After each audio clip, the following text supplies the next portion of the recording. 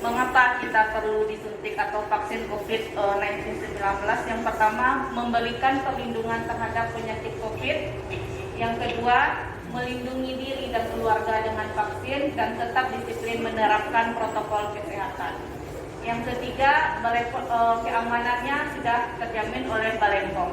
Jadi mengapa kita perlu divaksin? Ada beberapa 3 item ya Bapak Ibu. Jadi seandainya petugas kesehatan datang ke rumah untuk mengadakan vaksinasi yang dilakukan oleh tenaga kesehatan, bapak-bapak dan ibu-ibu nggak perlu takut, karena insya Allah rata-rata kita sudah menyelenggarakan vaksin COVID dan indikasinya tidak apa-apa, cuma palingan demam. Biasa kalau dia habis divaksin di sininya kan cuma agak kebas. Tapi rata-rata yang sekitar 100 tenaga kesehatan yang sudah kita lakukan di rumah sakit insya Allah aman. Terus di sini siapa saja yang akan mendapatkan vaksin COVID? Yang pertama, tenaga kesehatan dan semua petugas yang bekerja di fasilitas kesehatan. Di sini di bulan Januari kita sudah memulai sampai di bulan Maret. Yang pertama tenaga kesehatan itu seluruh yang berada di Indonesia maupun berada di Sumbar itu sudah selesai melaksanakan vaksin COVID. Yang kedua sasarannya itu petugas pelayanan publik seperti tenaga yang berada di pasar, TNI, tenaga ASN dan semuanya. Kalau nggak salah kemarin yang di Pasaraya sudah turun tenaga kesehatan puskesmas untuk melakukan vaksinasi COVID. Yang ketiga, kontak erat dengan pasien COVID. Ternyata orang yang terkena yang telah positif bisa juga kita vaksin setelah minimal 3 bulan kesembuhan dari COVID. Yang keempat, lansia dan kelompok komorbid. Ternyata lansia boleh divaksin. Apabila tensinya di bawah 180 baru 90 itu bisa dilakukan vaksin dengan ada beberapa screening yang kita lakukan. Dan tentunya di bawah pengawasan dokter, misalnya penyakit jantung di bawah pengawasan dokter spesialis. Yang kelima, penyintas, dan ternyata yang keenamnya ibu menyusui. Ternyata ibu menyusui boleh dilakukan vaksinasi COVID setelah umur ibu menyusui selama 3 bulan, boleh dilakukan. Apakah vaksin obat? Di sini vaksin bukanlah obat. Cuma di sini mendorong pembentukan kekebalan spesifik pada penyakit COVID agar terhindar dan tertular atau kemungkinan sakit berat. Jadi orang yang terkena, misalnya kita udah ada yang saya dengar, ternyata dia udah vaksin pertama udah, terus vaksin yang kedua juga sudah, ternyata dapat lagi positif COVID. Ternyata itu bisa terjadi karena ininya pembentukan kekebalan tubuhnya setelah 1 bulan baru imun kita akan terbentuk. Jadi jangan heran bapak-bapak, ibu-ibu semuanya, Allah divaksin, tapi jo awak akunya COVID-nya. Ada kejadian seperti itu, cuma 1 bulan setelah vaksin baru kekebalan imunnya akan terbentuk. Terus bagaimana vaksin COVID dapat bekerja? Secara umum merangsang pembentukan kekebalan tubuh secara spesifik terhadap virus menyebab bakteri sehingga penularan atau sakit berat akibat penyakit tertentu. Jadi walaupun kita setelah divaksin tetap memakai masker dan harus menjaga jarak, dan terpenting jangan lupa cuci tangan. Insya Allah kita akan terlindungi. Apakah vaksin COVID halal? Dan dalam GEMSI menyatakan bahwa vaksin tersebut yang digunakan dan ini sudah halal dan diakui oleh yang kredibilnya yang berkompeten. Jadi nggak masalah misalnya ada orang bilang ini vaksin ini tidak ini, cuma sudah dilakukan pengujian vaksin ini halal. Bagi teman-teman yang ini bisa dibagikan linknya agar ibu-ibu bapak-bapak tahu, dibantu aja pun kita membagikan.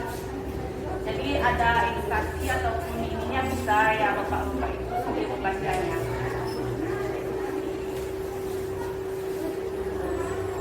Terus apakah vaksin COVID ini aman? RI telah menyatakan bahwa vaksin 19 aman dan telah melalui ujian klinis.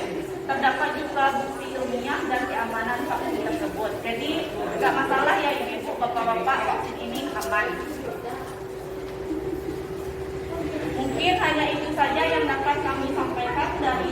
menjadi ASN pada peserta.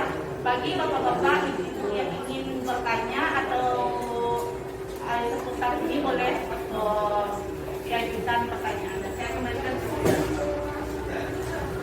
Terima kasih Kak Adira. Demikianlah pemaparan materi kita pada pagi ini. Apabila dari bapak-bapak atau ibu ada yang ingin ditanyakan, kita minta sesi tanya jawab.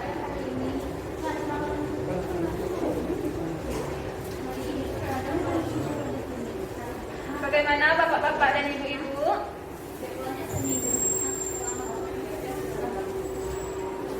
Ada yang mau ditanyakan ibu? Silakan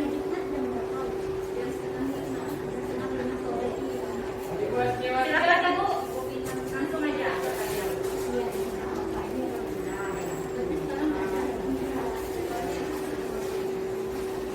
Bapak ada riwayat gula, ada penyakit jantung. Kalau gulanya terkontrol, misalnya biasanya bapak berapa gulanya? Udah lama. Jadi sebelum ini bapak konsultasi dengan dokter penyakit jantung dulu. Terus kita cek gula darahnya. Nanti kalau seandainya nggak apa-apa sama dokter penyakit jantung, boleh dilakukan vaksin. Jadi nanti sebelum divaksin bapak, nanti ada screeningnya, tensinya kita cek, suhunya kita cek, semua perjalanan riwayat penyakit bapak kita cek terlebih dahulu. Kalau memang ini boleh bapak dilakukan, tapi kalau memang tidak, nanti memang ada kriterianya, begitu kan?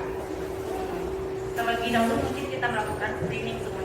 Itu nanti ada item pertanyaannya. Oh iya, lanjut Pak. Setelah kita divaksin, mana tahu ada risiko kita ya. Kira-kira tanggung jawab dari yang memberi vaksin gimana dulu ya, dan kesehatan gimana tanggung jawab, mana tahu ya. Kita ada umpamanya jantung kita atau pokoknya ada risiko buat kita, sampai di mana tanggung jawab dari yang memvaksin ya Bu ya. Makasih ya Bapak atas pertanyaannya. Ini ya Bapak, kita melakukan vaksin bisa di seluruh rumah sakit yang berada. Nanti Bapak setelah divaksin, Bapak itu diobservasi dulu selama 30 menit di tempat Bapak berada. Nanti setelah Bapak diobservasi 30 menit, Bapak tidak ada terjadi apa-apa, Bapak boleh pulang. Tapi kalau seandainya ada Bapak terjadi sesuatu yang tidak kita inginkan, sepertinya Bapak sesak nafas saat itu, serta jantung Bapak berdebar kencang, kita langsung di sana di tempat vaksin itu ada langsung Pak petugas yang yang melakukannya. Dan seandainya kalau di rumah sakit terus bisa dilakukan. Seandainya Bapak ada di rumah, nanti setelah Bapak kan dapat kartu vaksin, nanti ada nomor petugasnya Pak, langsung bisa dihubungi saat itu juga. Begitu. Makanya setelah divaksin perlu diobservasi selama 30 menit. Biasanya kalau tidak setelah 30 menit itu insya Allah tidak terjadi apa-apa. Tapi kalau langsung itu nanti kipi kejadian infeksi yang tidak diinginkan nantinya Pak. Kita kan banyak dengar di medsos Bu ya. Iya. Ada vaksin ini, polio bisa kelumpuhan. Itu tanggung jawab pemerintah sampai di mana kan kita yang takut Bu ya. Iya. Tahu kalau di insya Allah di Padang ini ada Pak penanggung jawab ininya. Per rumah sakit ada kita tunjuk penanggung jawab tentang vaksin. Insya Allah kami sudah lebih 100 tenaga medis sama ini kita vaksin, insya Allah aman Pak. Saya sudah divaksin sudah lebih 1 bulan, aman insya Allah. Nanti kalau ke Padang kontak saya jalan-jalan, tapi tidak sampai rumah sakit. Baiklah bapak-bapak dan ibu-ibu, apakah ada yang bertanya lagi? Baiklah, kalau tidak ada, kita simpulkan untuk pemaparan materi pada pagi hari ini, yaitu terkait dengan pemberian vaksin kepada beberapa kriteria yang telah bisa untuk diberikan vaksin, yaitu untuk pemberian vaksin ini kita tidak serta-merta langsung untuk memberikan kepada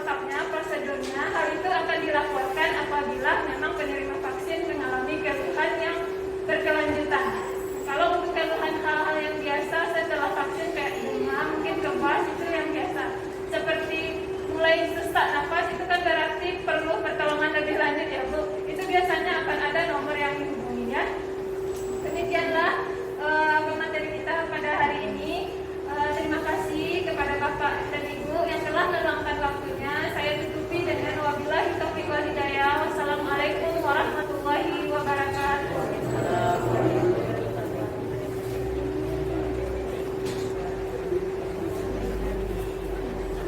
Bapak dan Ibu boleh diarahkan ke ruang tunggu belakang yang sama dengan Dr. Fani ya Bu. Pak, terima kasih.